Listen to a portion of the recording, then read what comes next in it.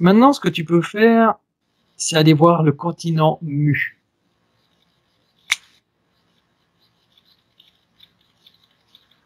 Alors, Mu, je vois que par rapport aux Atlantes qui étaient beaucoup plus au niveau de leur corps matériel, Ouais. Mu, ils étaient très éthériques. D'accord. C'était plutôt des êtres éthériques. Mais ils avaient quand même un corps physique ou pas du tout? J'essaye de voir. Ouais. Oui, ils avaient quand même un corps physique. Mhm. Mais beaucoup plus... euh, avec des vibrations beaucoup plus hautes. D'accord. Mais ils ne restaient pas tout le temps dans ce corps physique. Ils en rentraient, ils sortaient. Mhm. Qu'est-ce qu'ils en faisaient de ce corps physique? Ils travaillaient avec, Non, ils ne travaillaient pas. Mhm.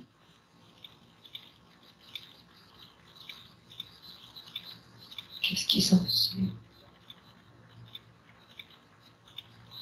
Ils chantaient, dansaient. D'accord.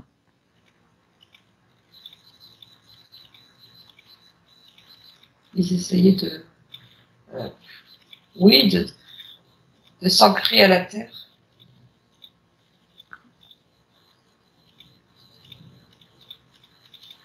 Et de ressentir le soleil, l'air. Tu vois? Mhm. De capter toutes les sensations qu'on ne capte pas quand on est dans un corps éthérique. Ouais, tout à fait. C'était une façon de... Tu vois, ils étaient entre deux dimensions, comme si c'était entre la quatrième et la troisième. Mais D'accord. ils avaient besoin de ressentir les choses. Mhm. C'était un début, avant qu'on... Tu vois, à l'époque, on était très éthérique, on devient de plus en plus matérialiste. Matériel. On part dans l'autre sens. Mais c'était surtout pour le besoin de ressentir et de développer leurs cinq sens. Puisqu'ils avaient déjà les sens éthériques, et là, ils avaient besoin de développer les sens physiques. Mhm. Et après, c'est devenu de plus en plus... ils se sont un petit peu fait avoir Ouais. par la lourdeur des sens. Mhm. Et tu vois, après, tous les sens, ça leur plaisait, tu vois, c'est comme le sens de la gourmandise, tu vois, les trucs comme ça. Ouais. Ah ouais, ça. Ils se sont laissés un peu déborder, et puis, tu vois, de plus en plus, et à mesure, en fait, quand c'est dans un lac de temps assez long, Ouais. ils ont voulu de plus en plus, voilà, ressentir avec leur corps. Parce que les sensations n'étaient pas du tout les mêmes. D'accord. Et ils sont devenus de plus en plus Matérialiste, pas, terrien. pas matérialiste, mais de plus en Ouais, plus épais, quoi.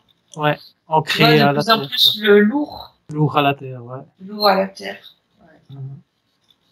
Et maintenant, on est toujours comme ça. Et c'est ce qu'on a du mal. Tu vois, il me vient quand les personnes elles sont mortes maintenant, elles ont du mal à quitter la troisième dimension. Et Mhm. elles restent dans les basses couches de la quatrième, parce qu'elles regrettent leur corps et leurs sensations. Et, tu vois, elles veulent pas lâcher ça. Ouais, on ne peut pas lâcher ça, quoi. Et c'est pour ça qu'on n'arrive pas à partir plus haut, à la dimension supérieure. Et là, on nous demande de lâcher ça. C'est compliqué. Ouais, ouais. Ouais, sacré travail à faire, quand même. Ouais. Même au niveau de l'attachement, l'attachement même à une personne, c'est quand même l'attachement des sens. Ouais.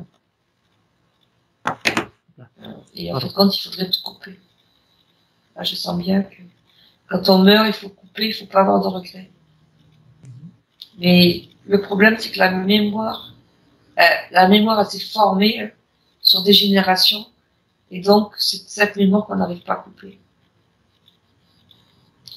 Parce que si, quand on meurt, on n'avait aucune mémoire, aucun regret à revenir, et ben on partirait là-haut. Hein.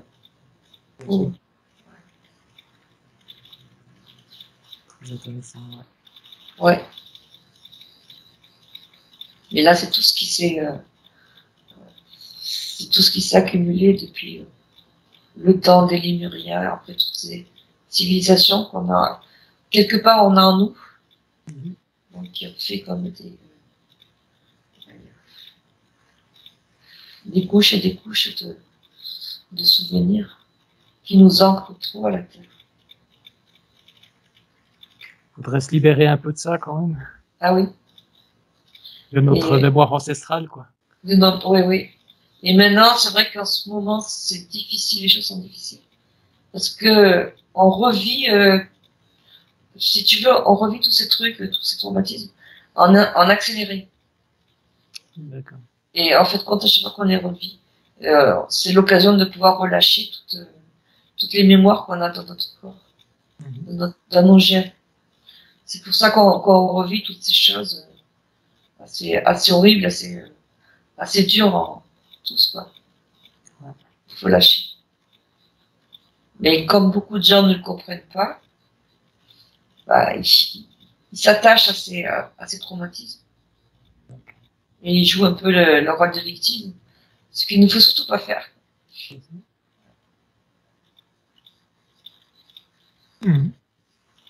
Très intéressant.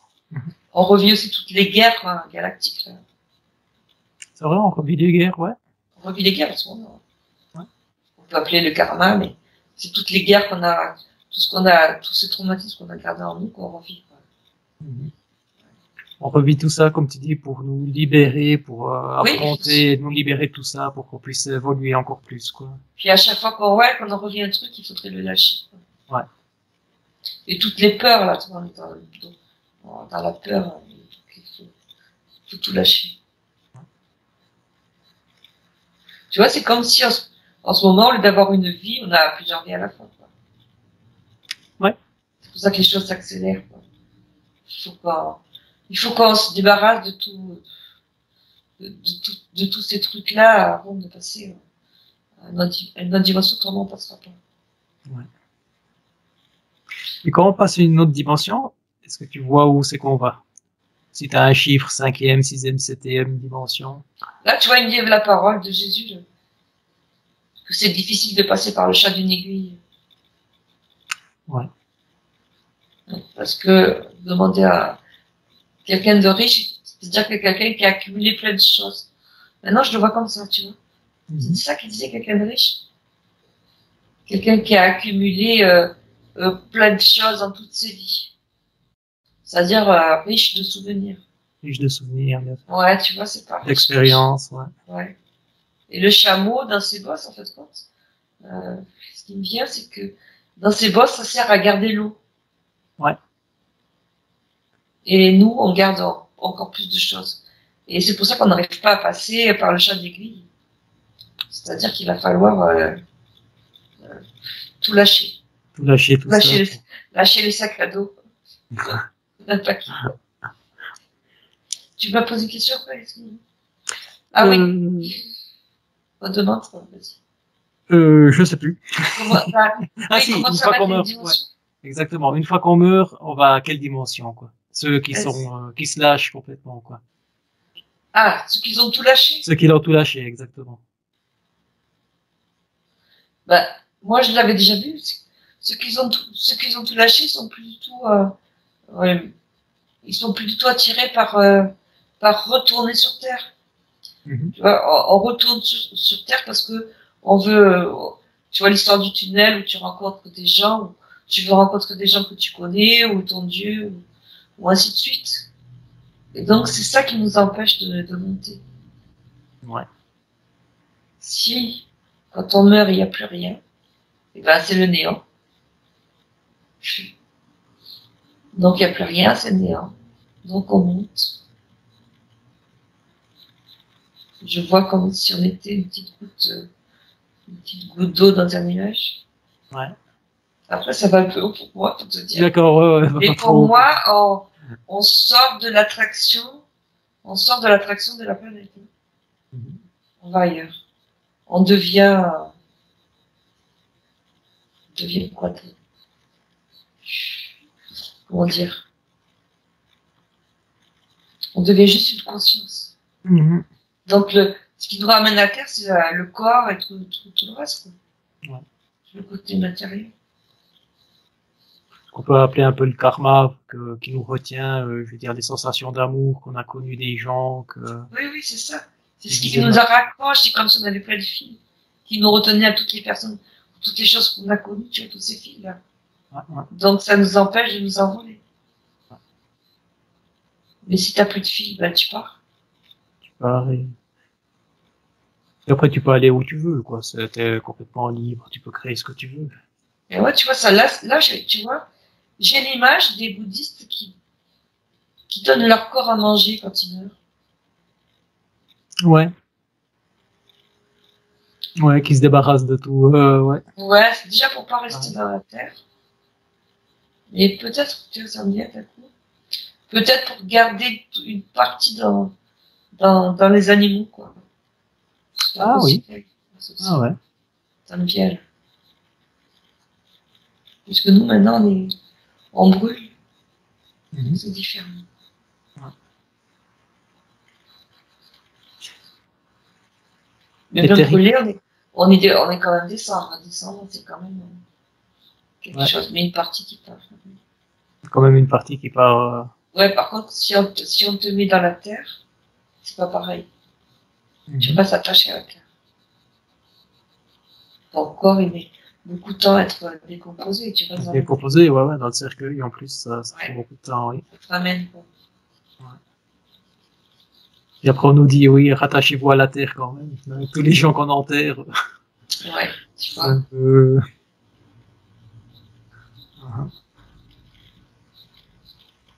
Très intéressant. Oui, les bouddhistes, tu sais que eux, ils étaient beaucoup plus branchés puisqu'ils avaient le bardo todol, quoi. Ils connaissaient tous les mondes qu'il y a après la mort. Donc, ils guidaient leur mort comme ça. D'accord. Donc, c'est pour ça qu'ils voulaient pas carrer de corps, en fait.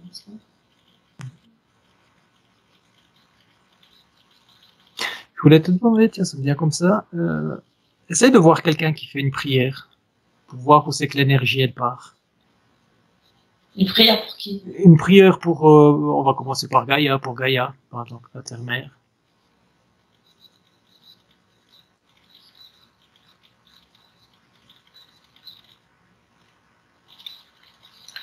Je vois qu'en faisant une prière, il rejoint, comment ça s'appelle? La Euh, conscience, non, un non, nuage, comment ça s'appelle? la stratosphère, Non. non, un nuage. C'est-à-dire qu'il rejoint tous les gens qui prient pour, euh, cherche-moi. Euh, qui prient pour Gaïa en même temps. D'accord.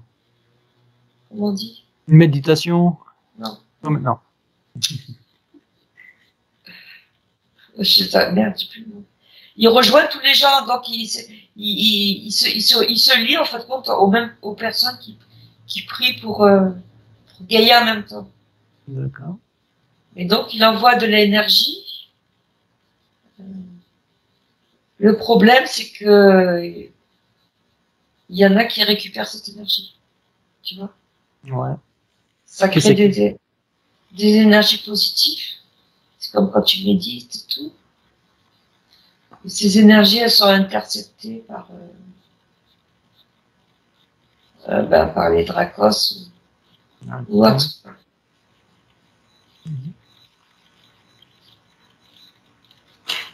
Cette énergie, elle est récupérée dans la Terre elle-même ou à l'extérieur?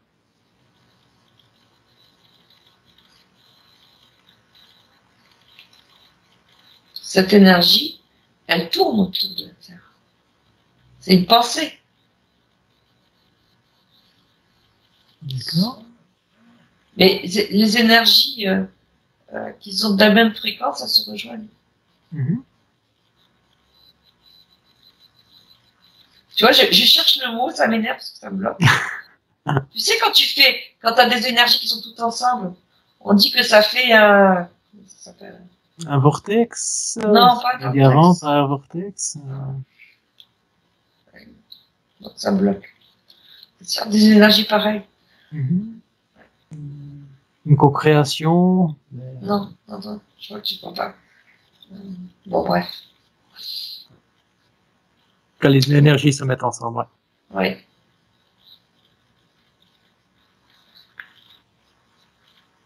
Oui. D'accord. Et puis tu vois la conscience de Gaïa qui reçoit cette énergie?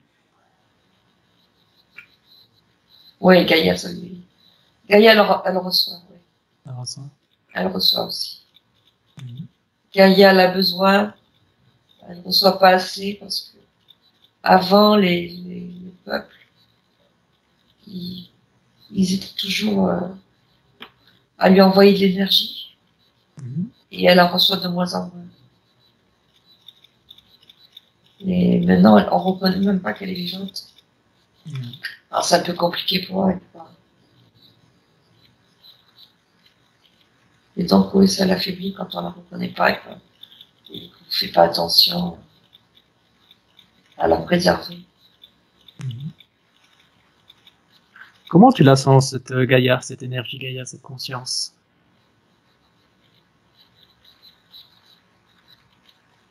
Moi, je pensais ça à ça aujourd'hui. Je la sens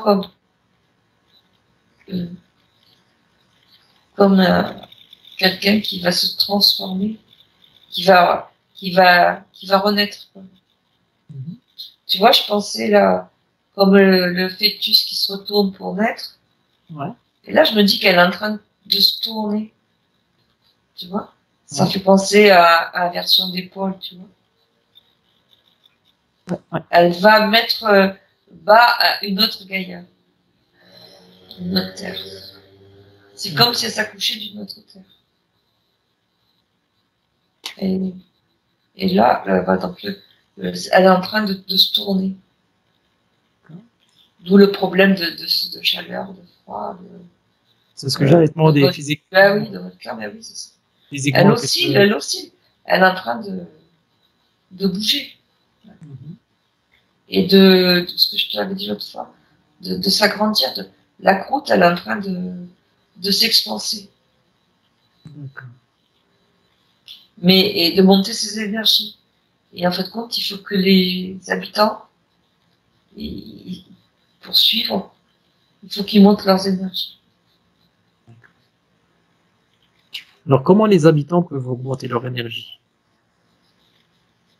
Ça peut donner des idées à des gens. Comment ils peuvent monter?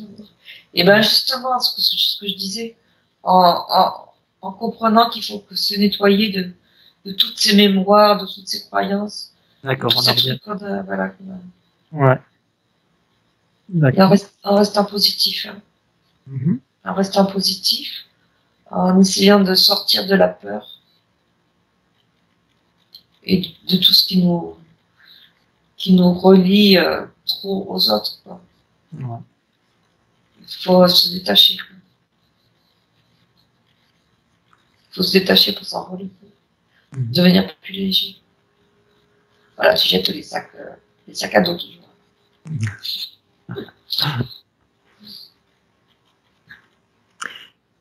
Est-ce que Gaïa aurait un message pour l'humanité en 2022?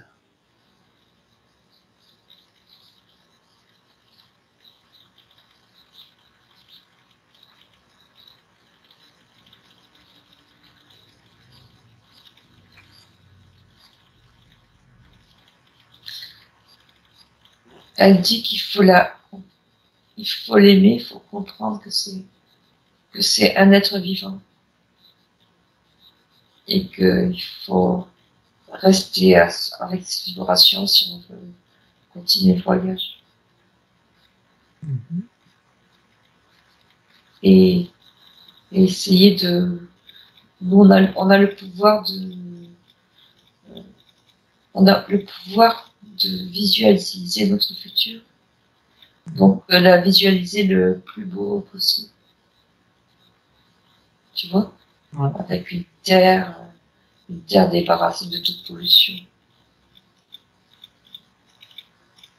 Et de tout ce qui lui fait du mal. Tiens, le mot qui il me revient, égrégore. Égrégore, ouais. Attends, je vais dire. Tu vois ce que je veux dire quand Ouais. on prie, on se relie à l'égrégore de cette prière. Et donc je reviens sur Gaïa. Sur Gaïa, ouais. Ouais. Et que, en fait, compte, il faut honorer tout ce qui est tout être vivant qui est sur cette terre, que ce soit animal, végétal, la pluie, le feu, tout est vivant. Il faut tout respecter. Ce qu'on a, et on a perdu ce sens-là. Enfin, on a perdu. Mais de toute manière, dans cette nouvelle terre, il y en a pas tout le monde va pouvoir suivre. Ouais. Tous ceux qui n'auront pas pris conscience de ça, qui ne seront pas réveillés, ils ne pourront pas suivre. Ouais. Bien sûr.